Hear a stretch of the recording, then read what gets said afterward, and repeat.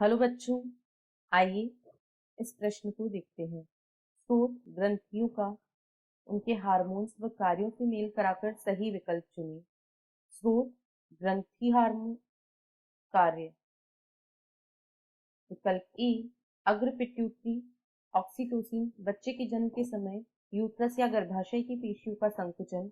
विकल्प B पश्च pituitary vasopressin nephron की दूरस्थ नलिकाओं में जल के पुनः अवशोषण को प्रेरित करना। विकल्प सी कार्पस ल्यूटियम एस्ट्रोजन गर्भधारण में मदद करना। विकल्प डी थायराइड थायरॉक्सिन रक्त कैल्शियम स्तर का नियमन। इस प्रश्न की जो मुख्य अवधारणा है, मुख्य अवधारणा वह है वैसोप्रेसिन। वह है वैसोप्रेसिन। यहाँ पर हम देखेंगे कि वैसोप्रेसिन हार्मोन क्या कार्य करता है।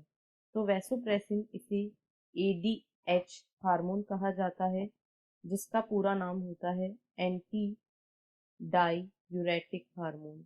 Anti diuretic hormone.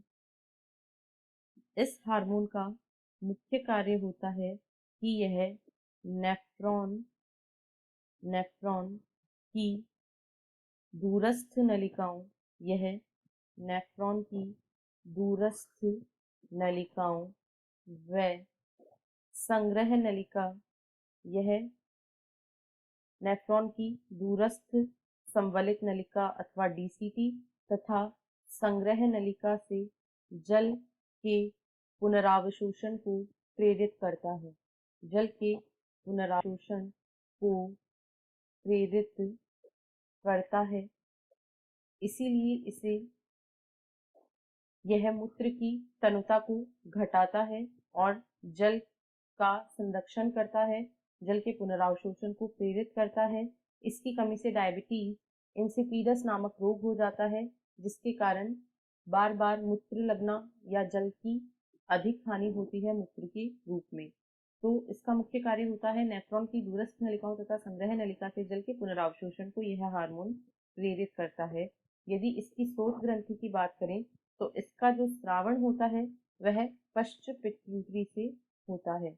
यह पश्च पिट्यूटरी से स्रावित होने वाला हार्मोन है। इसका संश्लेषण हाइपोथैलेमस में होता है, परंतु इसका संग्रहण तथा स्रवण पश्च पिट्यूटरी से होता है।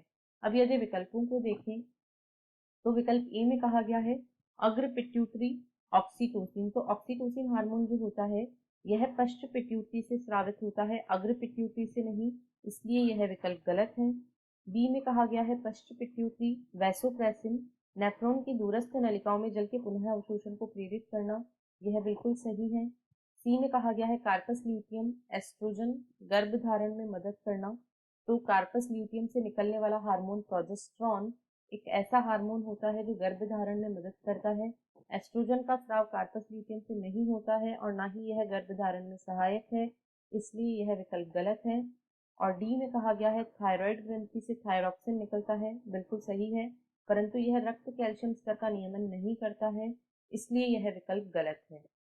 अतः विकल्प बी इस प्रश्न का सही उत्तर है। आशा है आपको प्रश्न समझ आया होगा। धन्यवाद।